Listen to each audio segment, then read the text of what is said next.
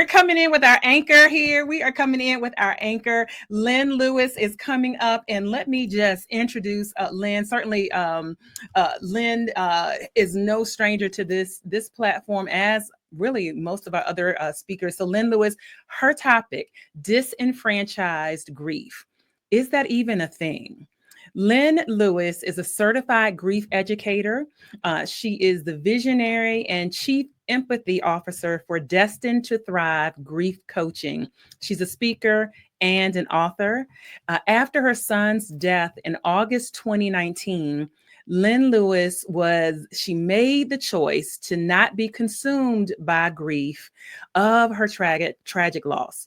Lynn readily shares her grief story, I Choose to Live in the Aftermath. She talks about how she strives daily to keep moving forward, why she does it, and the positive impact that self-love has on how she manages grief. Lynn supports adults who are ready to move forward with living meaningful and impactful lives despite having experienced the loss of a loved one.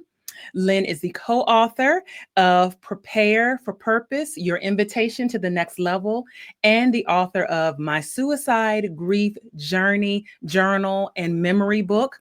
And I invite you to put your hands together as we bring Lynn Lewis to the stage. Hello, Lynn. Thank you so much for being here with us.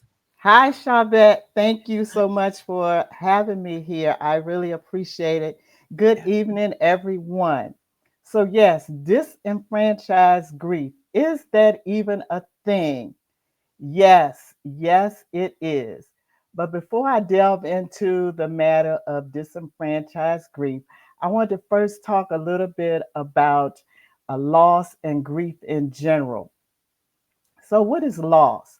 Loss is when you are deprived of or no longer have access to something or someone that you valued, that you loved, that you thought highly of. One of the main things I want you to keep in mind is that loss is not exclusive to death. And I'll talk a little bit more about that later. So, what is grief? Grief is that natural, normal, and necessary emotional response, rather, to loss. Grief, it has no timeline, it has no deadline, has no expiration date. It just lasts as long as it lasts. It ebbs and flows like the waves of an ocean, and it's not linear. It doesn't just go from A to Z in a straight line. Grief is also multifaceted. And one of the aspects or facets of um, grief is disenfranchised grief. And disenfranchised, that's a mouthful to say. Disenfranchised grief is grief that society does not look favorably upon. It's a relatively new type of grief. It was introduced in 1989 by a gentleman by the name of Dr. Kenneth Doka. And Dr. Doka described disenfranchised grief as grief that is not openly acknowledged, it's not socially validated, nor is it publicly mourned. Disenfranchised grief definitely does exist, but it's often dismissed or diminished. But if you think about how society operates, society has these socially unofficial or unwritten rules that dictates how we should live, how the world operates. And unfortunately, grief is one of those things that society dictates how we should grieve, how we should not grieve, if we should grieve, and for whom we should grieve. So, this evening, I am going to share with you 5 types of losses that could cause someone to experience disenfranchised grief. And as I share these 5 types of losses with you, I ask that you would think about how they could, in fact, be pushed away, pushed into the shadows, how they could be unseen or unheard or unspoken about. So, the first one that I'll share with you is non death loss. As I stated earlier, loss does not only refer to death. So, non death loss would be considered um, loss by divorce, the infertility, uh, physical or cognitive disability, even separation from family and friends due to relocating for a job or relocating to go off to school. So the grief that comes from those situations are they are non-death related losses, but nevertheless they are losses. And often the impact of non-death losses are underestimated because again, it's not a death. The second one is ambiguous grief. Ambiguous grief is twofold. It is one, the experience of grief when a loved one is physically present but psychologically absent, such as people with dementia or Alzheimer's. Uh, some persons who may have had drug addictions because sometimes their personalities are altered as a result of drug use, or someone who has experienced a brain injury. So those persons are still physically present but psychologically absent.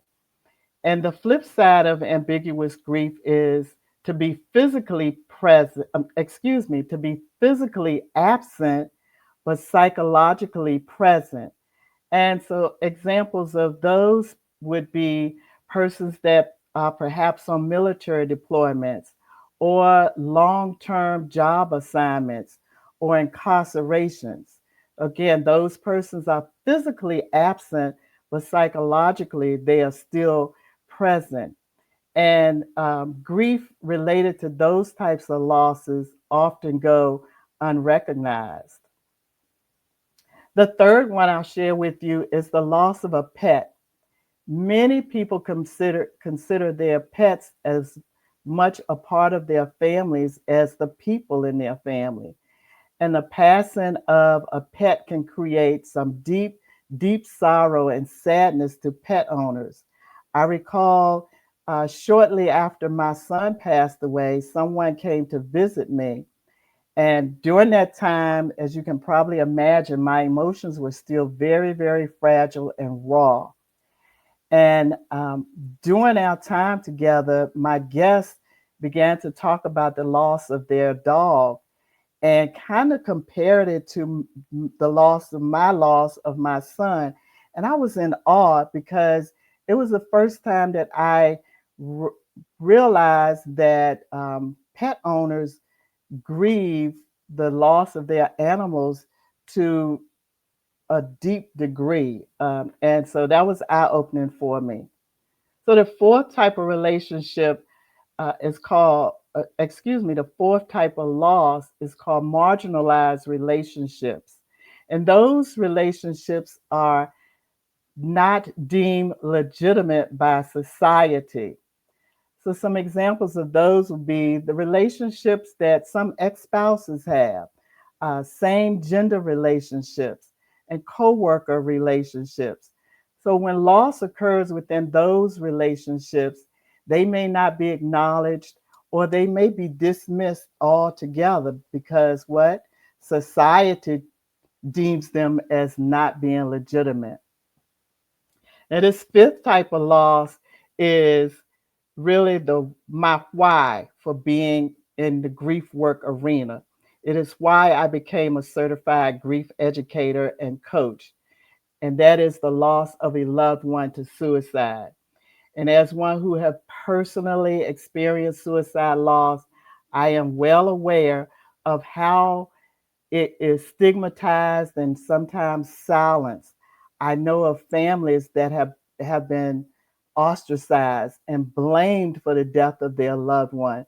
They've been judged or even avoided as if they were contagious. I do recall being in the presence of one of my son's grandparents when another elder asked how many grandchildren they had. And the grandparent responded with the number of grandchildren they have, and but followed by saying, one of them died, but we don't talk about that. And I thought to myself, yeah, maybe you don't talk about it, but I do. So by now, you may be wondering why it matters whether someone's grief is recognized or not. Well, when people feel like they have to grieve in silence, they sometimes will isolate themselves. They may experience suppressed grief, which is another type of grief. They may experience unresolved sorrow, even depression or anxiety. And most definitely, feelings of shame and guilt will be heightened. But when you know better, you should be willing to do better. And as a grief educator, I am on a mission to educate myself and others, hoping that we will be able to talk about loss and grief as easily as we talk about the weather or the latest movie or whatever the shiny thing is that has caught our attention. So if you or someone you know, someone you support is interested in learning more about how to navigate a grief journey, I invite you to contact me.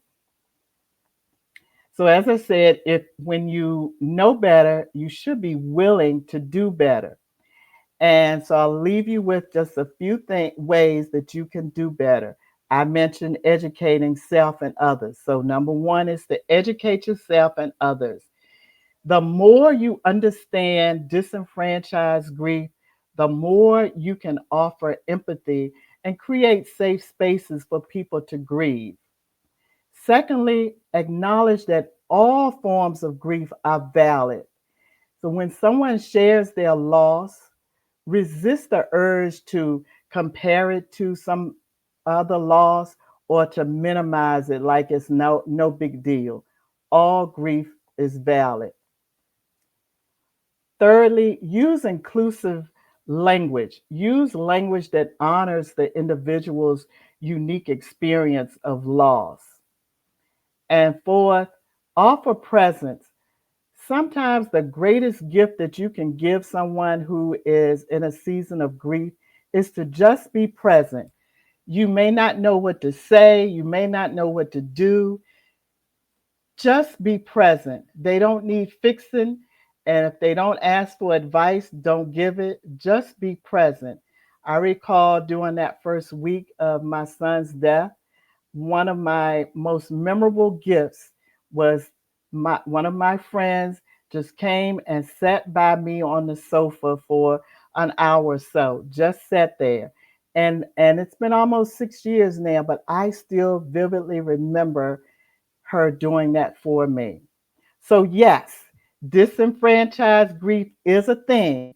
It is real, it is valid, it should not be diminished nor dismissed. For more information, I invite you to visit my website, Destined to Thrive, Destined to Thrive griefcoaching.com. Follow me on Facebook at Destined to Thrive or under my name, and then on Instagram at Grief Coach Lynn. Lastly, I invite you to join me on Tuesday, April 22nd at 6:30 p.m. by Zoom for Sting the Stigma of Suicide, where I'll be leading a discussion on 5 ways to effectively navigate the stigma of suicide loss. It's a free event. I just ask that you please register on Eventbrite to reserve your seat. Again, I thank you, Charvette, for having me today. And thank you all for being